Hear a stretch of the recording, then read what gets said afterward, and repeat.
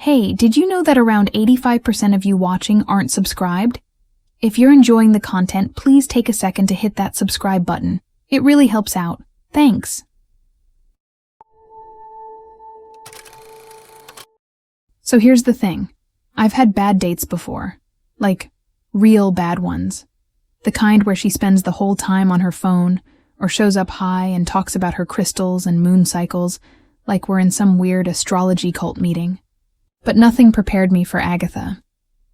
I met her through this dating app I downloaded after a few drinks one night.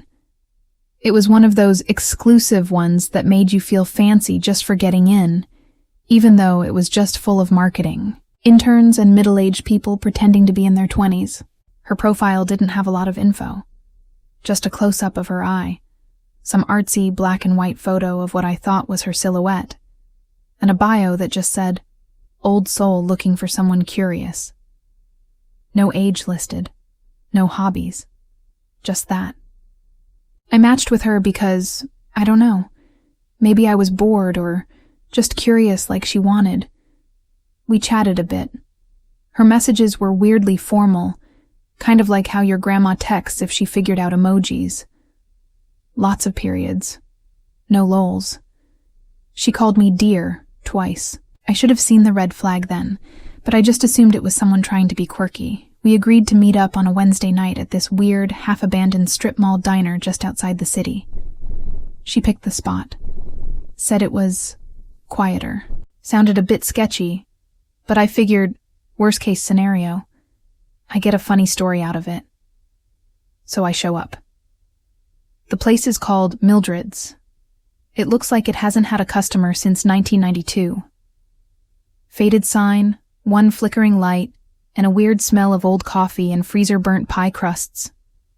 Inside, there's this weird low hum from the fridge and one guy in the corner playing solitaire with real cards, which felt like a bold move for a public place. And then she walks in. When I say she was older, I don't mean a little older than her pictures. I mean full-on grandma vibes. Maybe 60, maybe older. Silver hair in this tight bun, long trench coat, heels that clacked like she practiced walking dramatically for decades. Her face was done up with so much makeup it looked like she was wearing a mask of her younger self. But the thing is, she didn't act embarrassed or apologetic. She just walked straight to me like this was exactly how it was supposed to be. And I just sat there like some dumb mannequin, trying to figure out how to react without being a jerk. I don't know what I expected. Maybe she was catfishing for laughs, or this was some prank. But she sat down, ordered a slice of rhubarb pie and tea like this was a regular Tuesday night, and started talking. And man, she could talk. She had. This voice like old vinyl. Kind of scratchy but calm, like she'd been talking to ghosts for years and they finally stopped listening. She told me about her ex-husbands. Yes, plural. Her cats, again, plural. And this weird house she lived in out past the edge of town, right where the woods start. She kept calling it the House of the Circle, like that meant something. I smiled a lot, nodded, tried to look interested without giving off the wrong vibe. Then she leaned in close, like way too close, and said she was looking for someone to inherit her company. I thought she meant like a business or something, but she just smiled when I asked, said I'd find out in time. I was trying to laugh it off when she reached into her coat and pulled out this tiny photo album, like one of those ones your aunt would carry around with wallet-sized school photos. Except these weren't school pics. They were just guys. Young guys. Some of them looked barely older than me. All posed in front of the same stone fireplace, like yearbook photos taken in a cult cabin. She flipped through the photos like they were coupons, pointing to each one. She had stories for all of them. Henry liked to paint. Marcus collected knives. James wrote her poems for 5 years until he disappeared into the trees. I don't even know what that meant. And she just smiled. Always smiling. Like this was a sweet little trip down memory lane. I tried to leave. Really, I did. I stood up and said something about needing to feed my dog. I don't have a dog. She didn't stop me, didn't follow me, just said I'd be back. Not like a threat, more like a promise she already knew the outcome too. I got in my car and drove fast, heart pounding the whole way, like I was being chased even though I wasn't. I went straight home and deleted the app, blocked whatever account she used. Thought that was it. Except she started showing up. First, it was a note in my mailbox. No envelope. Just a piece of paper folded in half with my name on it in perfect cursive. Inside, it said, "Still curious?" with a smiley face. Second time, it was a voicemail. No caller ID.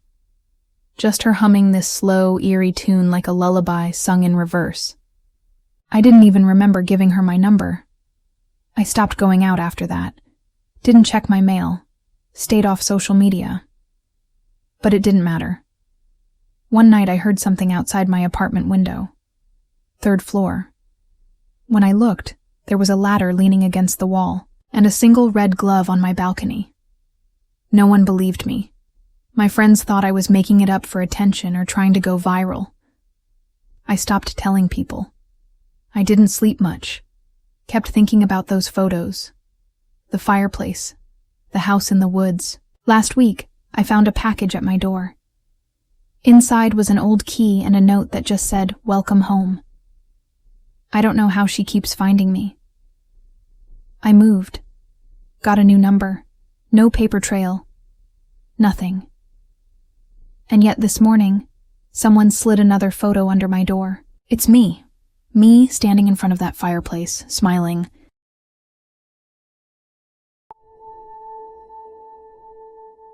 I wasn't even supposed to go out that night. I'd been in sweats since noon, halfway through a bad crime doc series on mute with my phone on silent. One of those rainy Saturdays where the world feels gray and you sort of sink into the couch like maybe you'll never get back up. And then my friend Manda texted me. "Just trust me. His name's Jack. He's cute.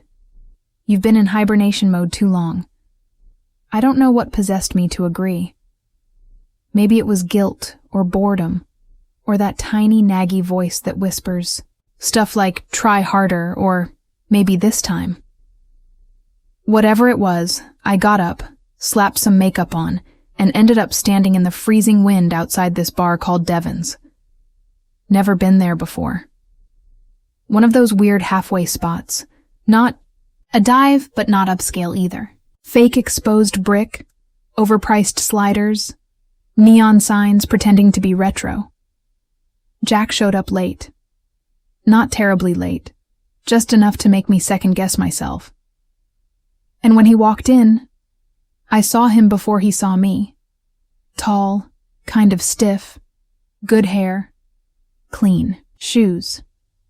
He looked like someone who's been trained to look put together, like by his mom or something, which made more sense later. He sat across from me, and for the first 10 minutes, it was all right. Not good, not bad. He was polite. Too polite, honestly. The way people are when they're mentally somewhere else but trying hard not to look. Rude. He smiled a lot, but it never reached his eyes. I asked him basic stuff. What do you do? What music do you like? Do you have siblings? And he answered every single one like he was being quizzed. Fast and flat. Like he'd practiced.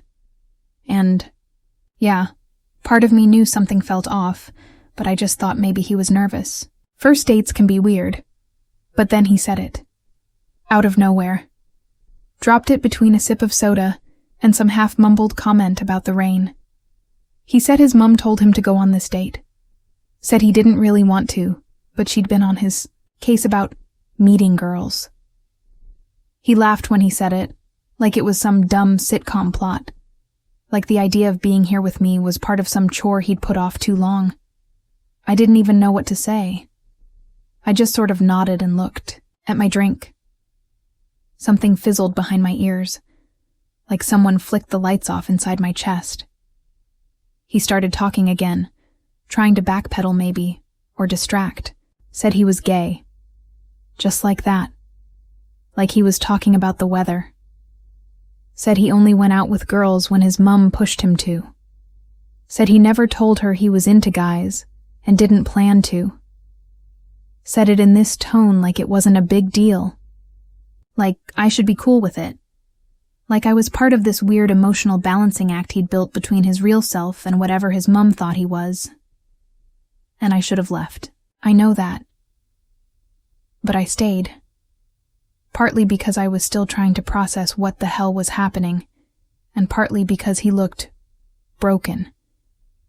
Like someone who'd been carrying something too heavy for too long and forgot how to put it down. I asked him if he'd ever told anyone else. He didn't answer. Just stared at his phone for a bit and said he didn't want to be alone. We didn't talk much after that. He offered to walk me home and I almost said no, but I didn't. Mostly because I didn't want to make it weirder than it already was. So we walked. Cold wind slicing through my jacket, streetlights flickering. Everything too quiet. I lived like 10 minutes away, down near this empty old church with boarded-up windows. Place always creeped me out. As we passed it, he slowed down, stopped walking, stared at the building like it was whispering to him. Then he turned and asked if we could sit down for a minute. Just outside, on the steps. I was tired and wanted to be home, but something about his voice made me nod. I figured we'd sit for a few. He'd talk, I'd listen, and then we'd both go our separate ways and pretend the night never happened. He reached into his coat and pulled out a small paper bag. Said he'd brought something with him in case the date went bad. I thought maybe it was booze, or a cigarette, or even a gift. He changed his mind about giving me, but it wasn't. Inside the bag was a photo, just one, old, worn out around the edges. It showed him, way younger, maybe 15 or 16, standing next to another guy, smiling. Except Jack wasn't smiling in the photo. He looked scared, like someone had told him not to move. He said the guy in the photo was his first boyfriend, said his mum found out. Said she sent him away. Not the boyfriend, him. Sent him to live with some uncle out in the countryside. Locked away for months. Church every day. Therapy that wasn't really therapy. The kind of stuff that gets whispered about but never reported. Stuff they do to fix you. He said something broke in him there. Like actually broke. Said when he came back he couldn't even look in mirrors for a while, said his mum. Threw the boyfriend's things away. Scrubbed his name off everything like he'd never existed. Then he leaned closer. Too close. Like he needed to tell me something only my ears were allowed to hear. Said he kept the photo because it was the last proof that guy ever existed. Said he'd been trying to find him again, but all the numbers were dead and the house was gone. Then he just stared forward again. Blank. Like he'd powered down. I told him I had to go. Stood up fast. My legs felt weird, heavy and numb. He didn't follow. Didn't say anything else. Just sat there on the church steps, holding the photo with both hands like it was a dead bird. I walked home fast. Didn't look back. Locked my door 3 times. That was 2 weeks ago. Yesterday. Someone slid a photo under my door. It was the same photo. Except this time, I was in it. Standing right behind them, smiling.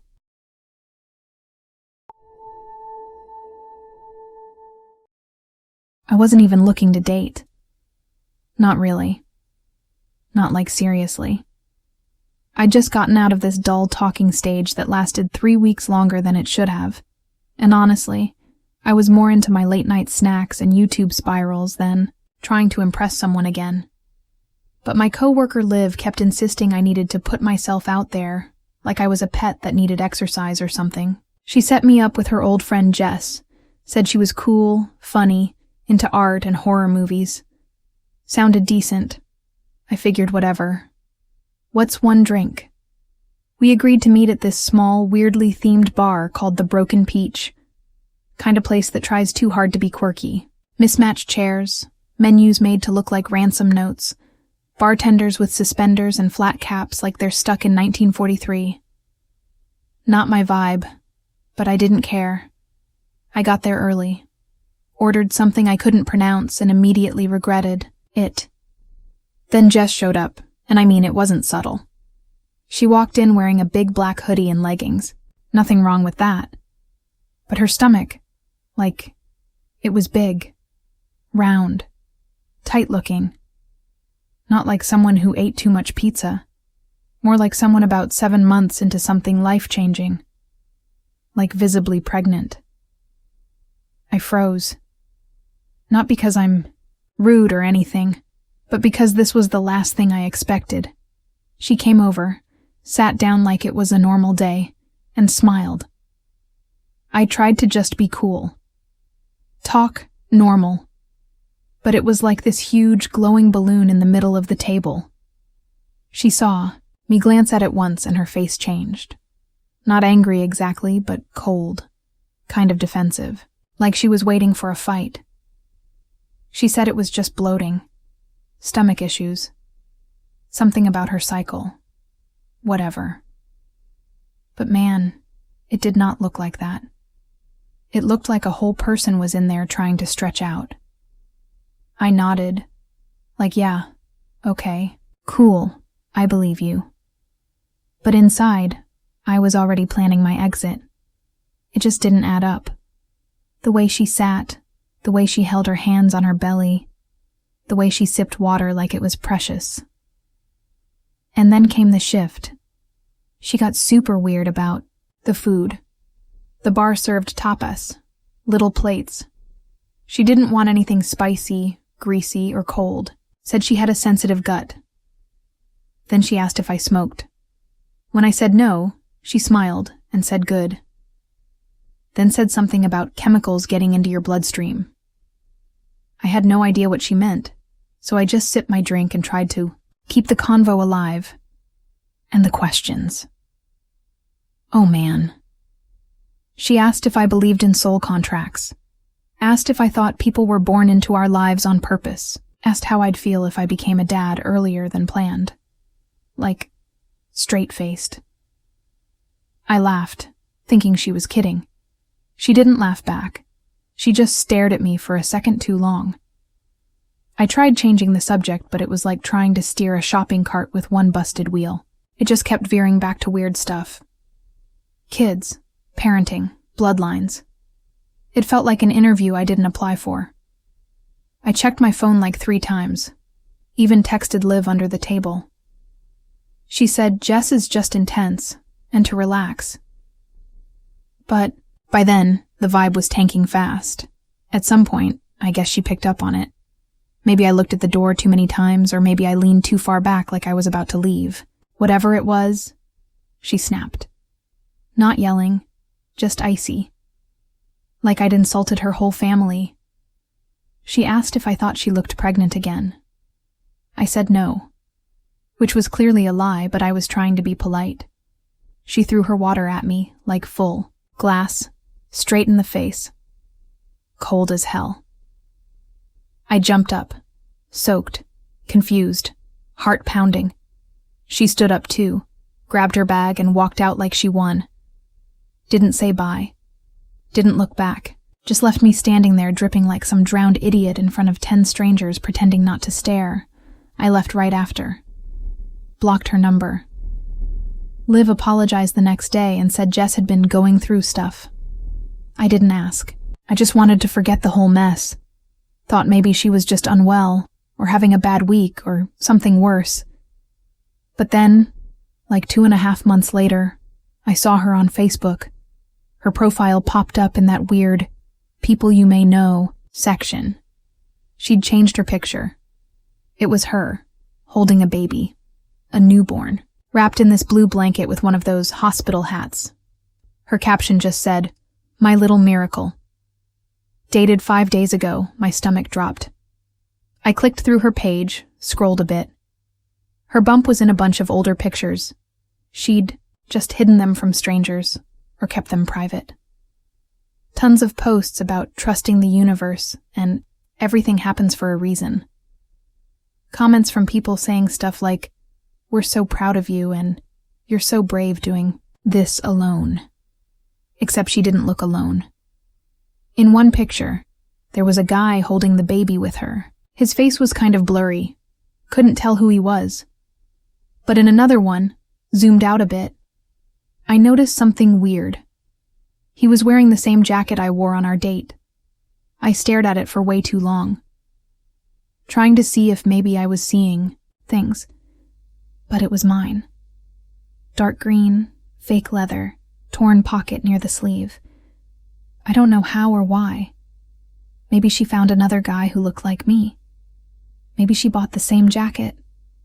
Maybe I'm overthinking. Or maybe she did something I don't want to believe. I don't know. I really don't. But I haven't been on a date since. Not because I'm scared. Just because I keep seeing that picture in my head. Her smiling, holding that baby, and me, or someone like me, right there next to her.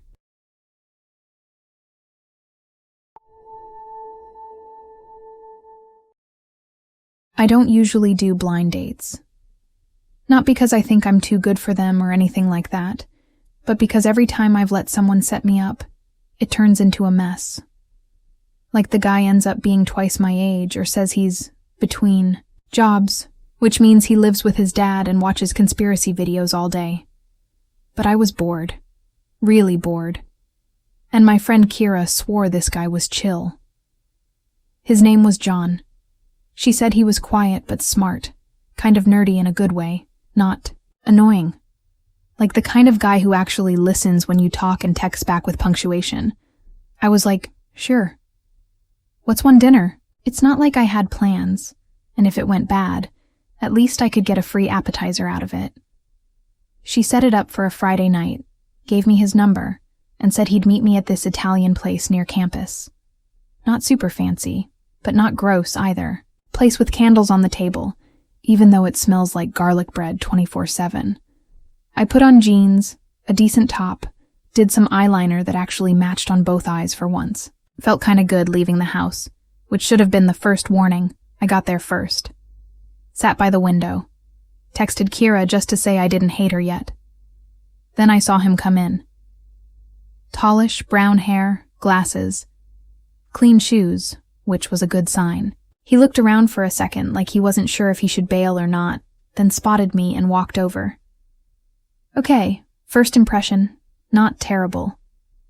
Kind of awkward, but not in a creepy way. More like he hadn't done this in a while and was trying, not to screw it up. We ordered food, made small talk, and I was trying, I really was. But something felt off. Not like serial killer off, just twitchy. He was fidgeting a lot, tapping his leg under the table like he was trying to shake off a sugar rush. Also, he kept wiping his forehead like he was hot, even though the place had cold air blasting. I asked if he was okay and he said he'd had a long day, barely ate, probably needed food in him. I said cool, me too, hoping he'd just chill once. The food showed up. He ordered a giant pasta dish, like way too much for a first date. I stuck with ravioli because who wants to slurp noodles in front of a stranger? So we're eating, and he's sweating more. Like, visible beads of it. Wiping his face constantly. Even used a napkin to dab at his neck. It was weird. But I didn't say anything because he was trying so hard to seem normal. We were halfway, through when he froze mid-bite. Like fork halfway to his mouth and his eyes just kind of glazed over. Then he dropped it. Literally dropped the fork on the plate and grabbed the edge of the table like he was bracing for impact. I asked if he was okay again. Louder this time. And then it happened. He made this low gagging sound, leaned forward, and threw up. All over. The table. And my lap. Like, not a little polite cough vomit into a napkin. It was full force, chunky, spaghetti horror movie level vomit. Warm and sour and everywhere. I froze. Didn't even scream. Just sat there in shock while the entire restaurant seemed to go silent for a second. He looked at me with this blank, pale face. Didn't say anything. Just stood up, stumbled back a step, and walked out. That was it. No sorry. No explanation. No, let me help you clean that up, or I'll pay the bill. Just gone. I was dripping in someone else's stomach mess, trying not to gag myself. The waitress came over like she didn't know if she should help me or call security. I ended up in the bathroom for 20 minutes, scrubbing at my jeans with cheap soap and paper towels. The smell wouldn't come off. I had to Uber home sitting on a plastic grocery bag the hostess gave me like I was a dog who peed on the seats. I texted Kira in all caps and she called me laughing so hard I could barely understand. Her. She said he'd never done anything like that before. Said maybe he was nervous or sick or allergic to tomato sauce or some other dumb excuse. I blocked his number and spent the night throwing everything I wore straight into the trash. You'd think that'd be the end, right? Like, horrible story, never see him again, end of chapter, but no. A week later, I saw him at the pharmacy near my apartment. He was standing in line, buying Pepto and Gatorade. He didn't see me, but I saw him. And the weird thing is, he looked fine, like totally fine, clean, calm, chatting with the cashier like nothing ever happened. I stood behind a display of allergy meds, just staring at him, trying to make sense of it, wondering if he remembered, if he knew what he did, or if he'd just done this before and it wasn't even weird to him anymore. I never spoke to him again, never saw him after that. But every time I go near Italian food, I swear I get this weird, phantom smell, like garlic and acid mixed together, like something that shouldn't be coming back but does anyway. And yeah, that was the last blind date I agreed to. Not because I gave up on love or whatever, but because there's just some stuff you can't wipe off with napkins.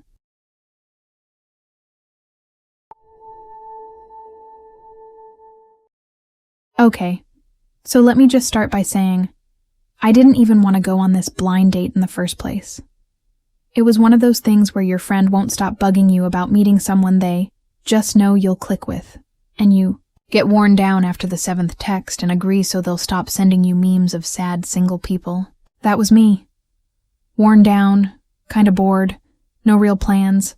Figured I'd grab a drink and maybe bail halfway through if it got weird. So I showed up at this low-key bar near downtown. Kind of hidden, kinda quiet, the type where the music's just background.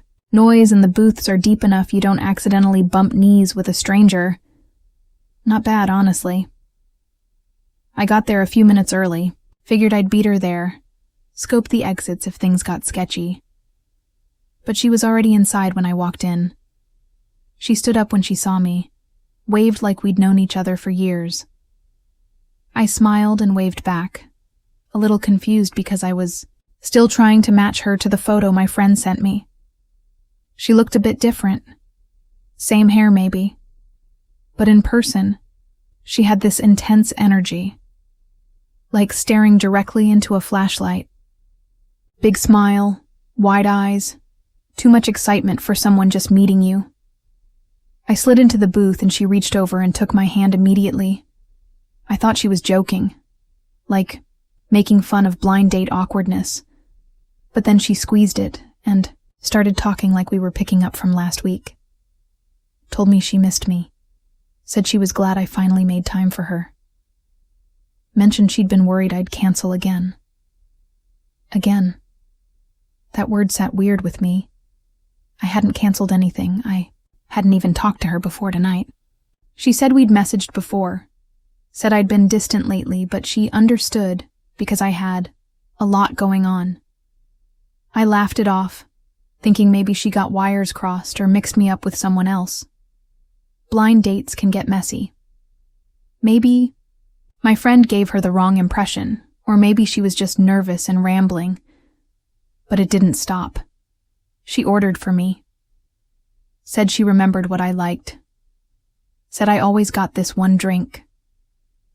I didn't even know what the drink was, but I nodded and took a sip anyway. She started talking about plans for the weekend. Our plans. Said we should go to her cousin's wedding together. Said she already told them I'd be coming. I didn't know what to say. I didn't want to embarrass her or start some awkward scene. So I just smiled and said, maybe, trying to keep it chill. Then she pulled out her phone and showed me a screenshot of a text. It looked like it was from me. Or, well, my name at least. Saying I missed her.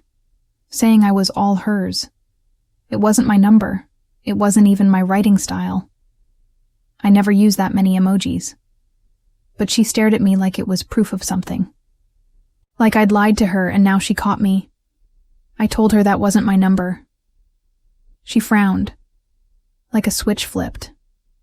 Said I was joking. Said I was trying to mess with her again. She brought up a movie we'd watched together 2 weeks ago. Said I cried at the ending and she thought it was sweet. I hadn't even seen the movie she named. Didn't even know it existed. I started to get this crawling feeling in my stomach, like when you walk into a room and everyone stops talking at once. Something was off, and it wasn't just nerves. Then, she asked me who Sarah was. I blinked. Asked her what she meant. She said she saw me comment on a photo. Said it was flirty. Said it was disrespectful, considering our history. She was mad. Not loud mad, but quiet mad. The kind of mad where someone's voice gets calm but their eyes don't match it. I didn't even remember the photo. Didn't even remember a Sarah. Maybe it was a random like. Maybe it was someone else entirely.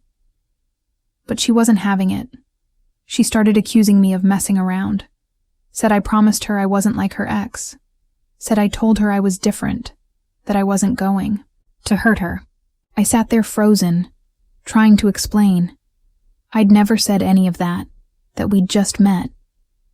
She shook her head. Said I always do this, always gaslight her, always pretend I don't remember. I asked her if she was thinking of someone else, maybe a similar name or face. She just laughed. This weird, hollow laugh like I'd told the worst joke ever. I got up, told her I needed to go. She blocked the booth with her legs, not touching me, just kind of caging me in with her knees. Then she whispered that I was embarrassing her. Said we could talk about this later, at her place. Said she already told her roommate I might be staying over, that her cat liked me. I don't even like cats. I waited until the waiter came over to refill our drinks and used the distraction to slide out the other side of the booth. I walked out without saying goodbye, half expecting her to follow me or yell or cause a scene. But she just stayed sitting there, watching me leave, still smiling. I blocked the number she gave me, called my friend and told her what happened. She swore up and down that Jess, yeah, her name was Jess, wasn't like that. Said she'd only gone on a couple dates recently and had no clue where any of that came from. Said she might have been dealing with stuff, but nothing major. A couple days later, I got a message from a random Instagram account with no profile picture. It said I made a mistake. Said Jess was heartbroken. Said I wasn't who she thought I was. Then said she'd forgive me if I just apologized. I didn't answer. A week after that, someone slid a note under the door of my apartment. It just said, "You promised."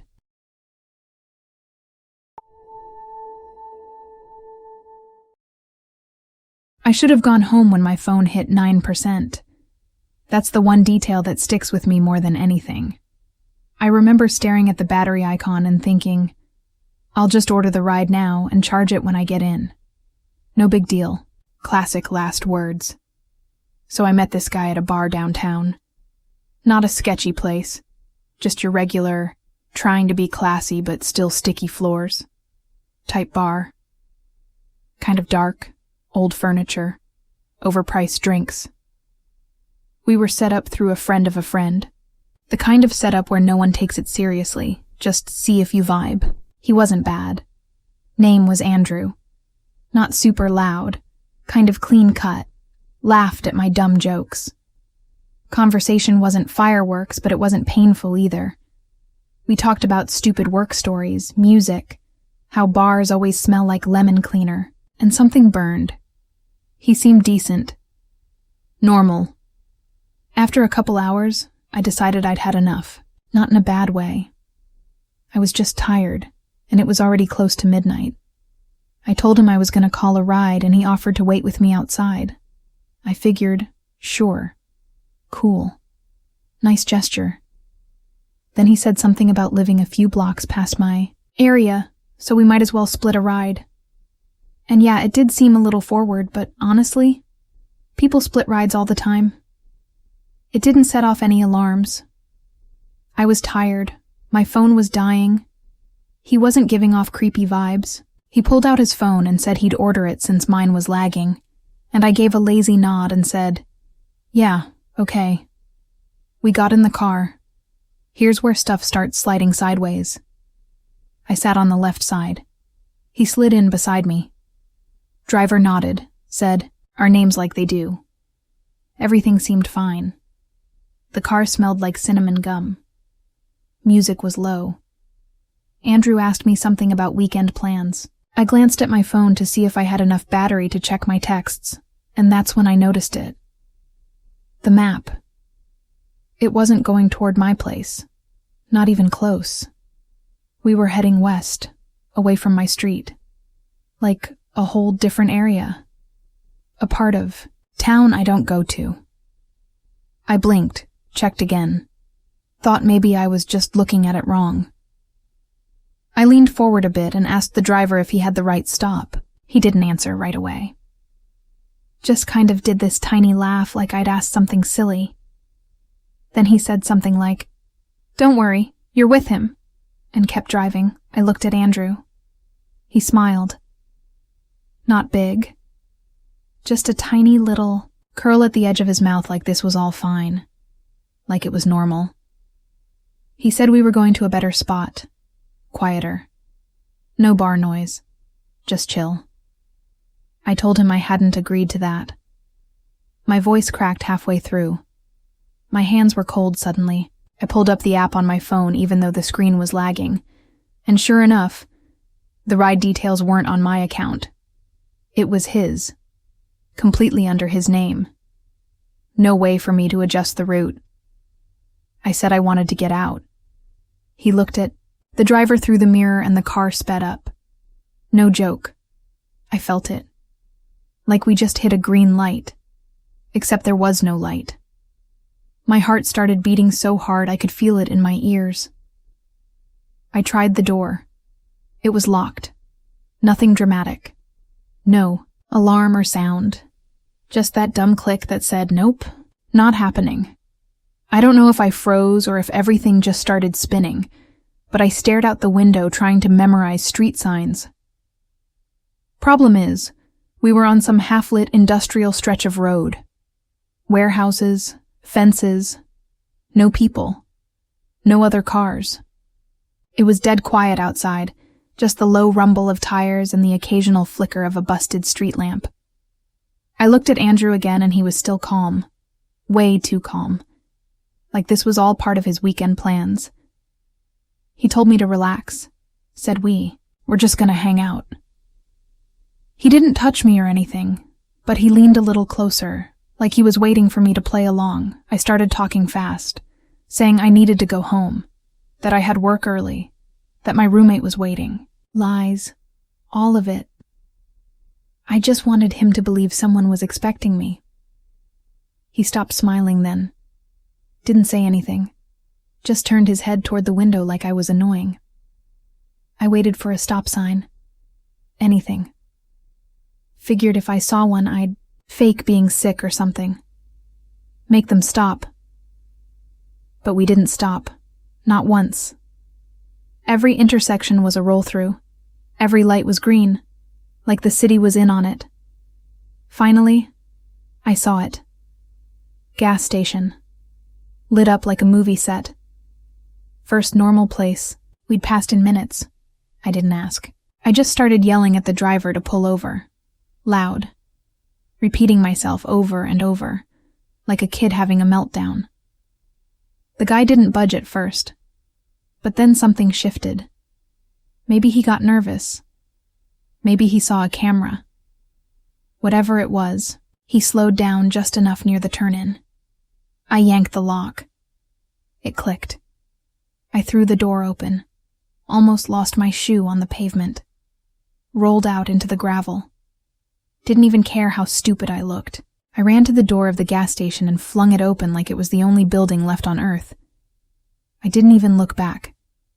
The guy at the counter just stared at me like I was drunk or crazy. I stood there pretending to browse energy drinks until the car pulled away. It didn't come back.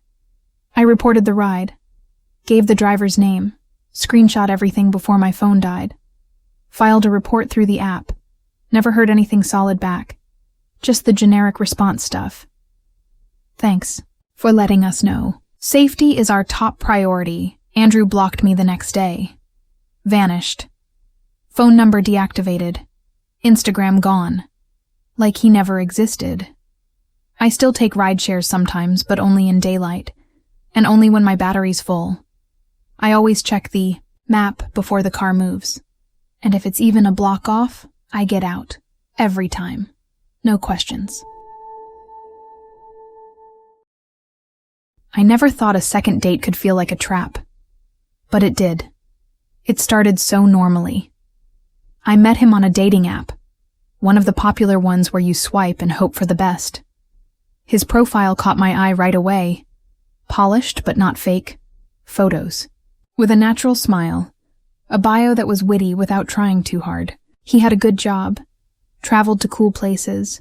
Read books I liked. And loved dogs. We messaged back and forth for about a week. Our conversations were easy, funny, sometimes deep. I started to think maybe this time it would be different. We arranged to meet for dinner at a cozy Italian place downtown. It was small, with dim lighting and the smell of garlic bread hanging in the air. When I walked in, he was already there, waiting at a corner table. He smiled when he saw me. That smile, the kind that made you feel like you were the only person in the room, was just as charming in person as it was in his photos. The date was effortless. We talked about everything. Our favorite books, our weird family traditions, the best pizza toppings, he insisted on pineapple, which I teased him for, and our shared love for dumb internet memes. I remember thinking how rare it was to find someone who listened so well, who didn't just wait for their turn to talk. When the check came, he insisted on paying. I let him. He walked me to my car afterward, and we agreed to meet again. I was already looking forward to it.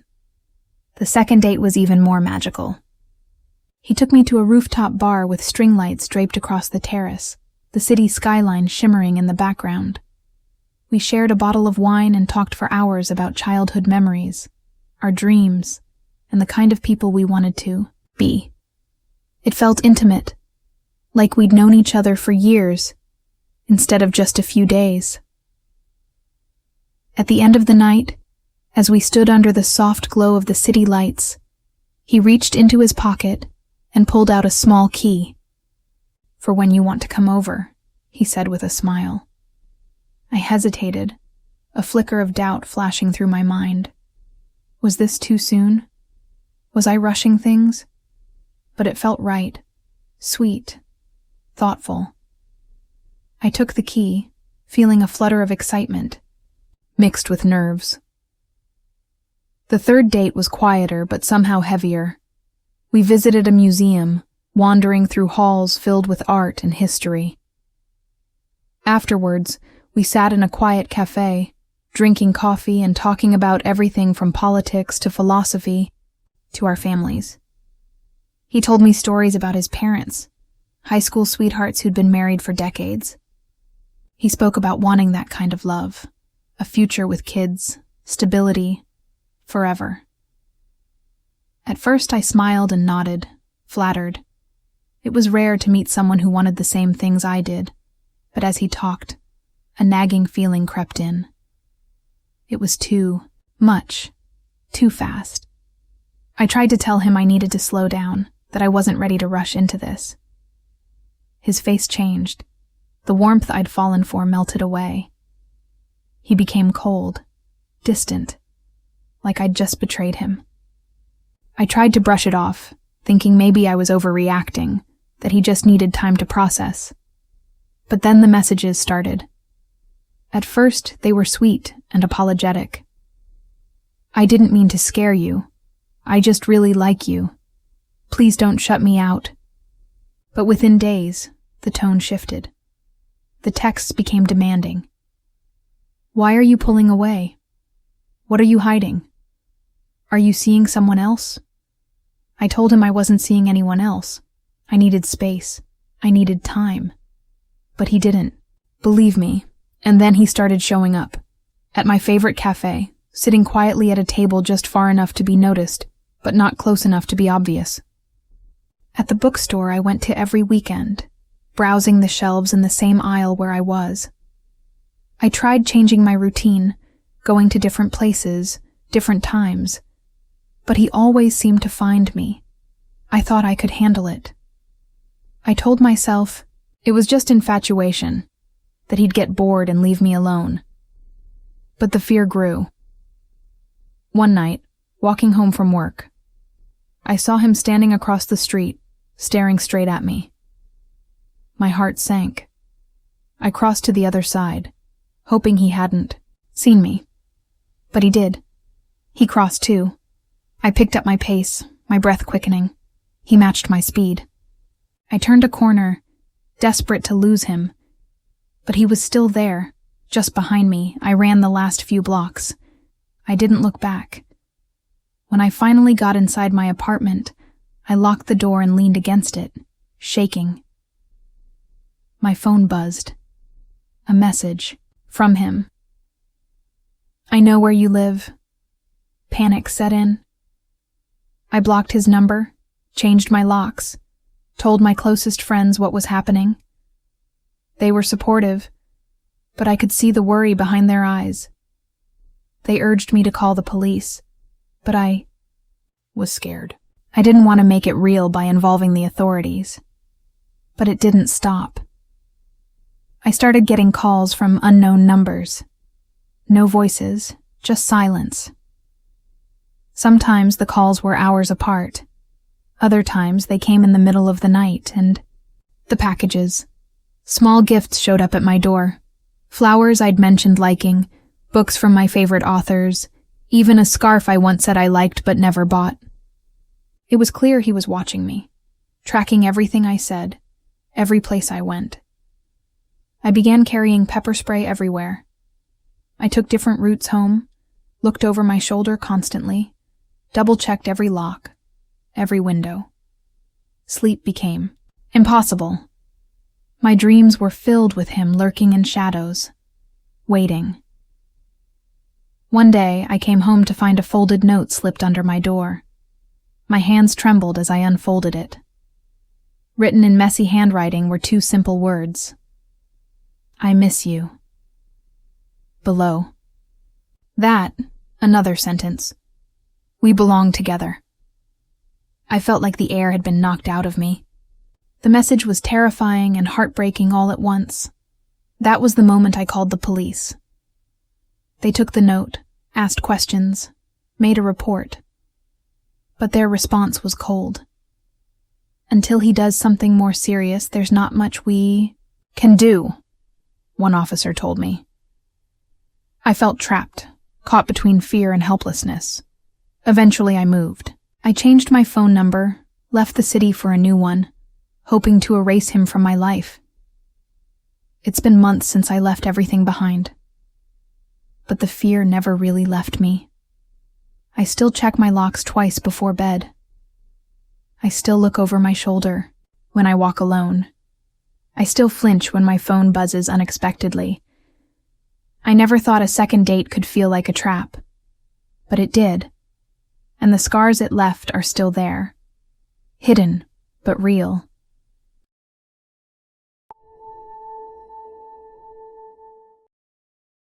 I never thought a casual blind date could turn into a nightmare. But that night, everything changed. It all began innocently enough. A mutual friend thought we'd hit it off, so she set us up. Emily. She was charming, easy to talk to, and we seemed to have a lot in common. We met at a cozy cafe downtown, the kind of place with exposed brick walls and warm lighting that made you want to settle in and stay a while. Our conversation flowed effortlessly, from favorite movies to weird childhood stories, and it felt natural to agree to continue the evening at her apartment nearby. Her place was just as inviting as she was, tastefully decorated with soft pillows and candles, clean and welcoming, with a warmth that made it easy to relax.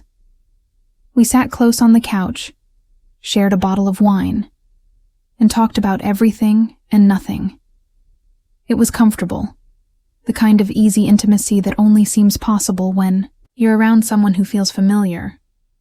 At some point, I excused myself to use the restroom. She directed me down a hallway, pointing to the door on the right. I opened it, stepped inside, and locked the door behind me. The bathroom was small but neat, and the faint scent of lavender lingered in the air. As I finished, my eye caught something odd, a smaller door tucked away at the back of the bathroom, slightly ajar. Curiosity tugged at me. I hesitated for a second, wondering if I should ignore it, but something urged me forward. I pushed it open and saw a narrow staircase leading down into darkness. The air was cooler and musty as I descended, the stairs creaking underfoot. A single dim bulb hung from the ceiling, casting weak light over a cramped basement room. Shelves lined the walls, filled with dusty boxes and old books. My heart began to beat faster. Then I saw it, the far wall covered with photographs.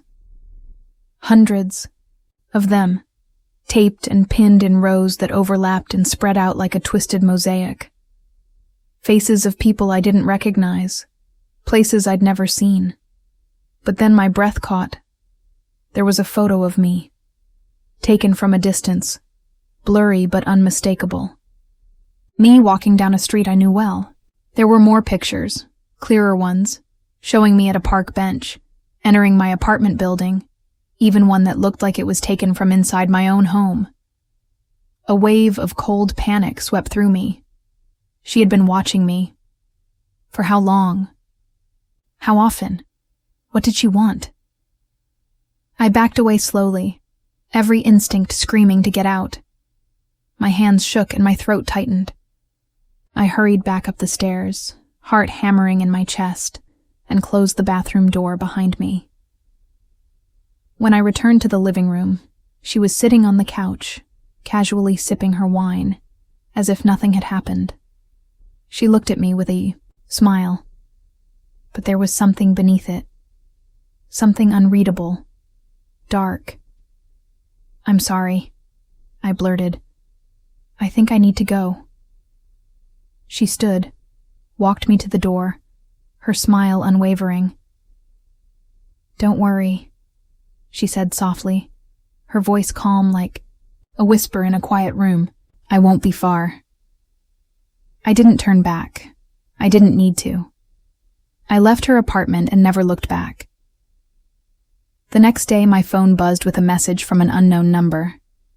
I hesitated before opening it. It was a photo of me, taken from across the street as I left my building that morning. The caption read, "Just checking in." My blood ran cold. I blocked the number immediately and told my closest friends what had happened. They were supportive, but I saw the worry flicker in their eyes. I reported it to the police, hoping they'd take it seriously. But without direct evidence, without proof of a threat or an actual crime, there wasn't much they could do. Weeks passed. I tried to convince myself I was safe, but then the packages started arriving. At first they were small and seemingly innocent. A book I'd mentioned liking, a scarf I admired but never bought, a coffee mug with an inside joke we shared during the date. The notes that came with them were handwritten, oddly personal, referencing things I thought only I knew. My skin crawled every time I opened the door to find another surprise. I changed my routines. Different coffee shops, new jogging routes, new friends to hang out with. I deleted my social media accounts, hoping to erase myself from the digital world. I moved to a new apartment, hoping to put distance between us. But the feeling never left. That cold, creeping dread of being watched, of footsteps behind me on the street, of eyes on me when I thought I was alone. One night, I came home late after work. The hallway was empty and quiet, except for a small envelope slipped under my door. I picked it up with trembling fingers and unfolded the note inside. I'm always here. The words stabbed me like a knife. The ink was smudged, like whoever wrote. It was shaking. I locked every door and window in my apartment, pulled the curtains tight, and tried not to cry. I called my friends and told them what had happened. They insisted I call the police again, that this was harassment and stalking. I did. I filed another report. They took the note as evidence and said they would increase patrols near my place. But the helplessness didn't leave me. The law moves slowly, and until something violent happens, they said there wasn't much else they could do. I'm terrified. I don't know how she does it, how she finds me no matter where I go. All I know is this: I can't escape her, and I don't know if I ever will.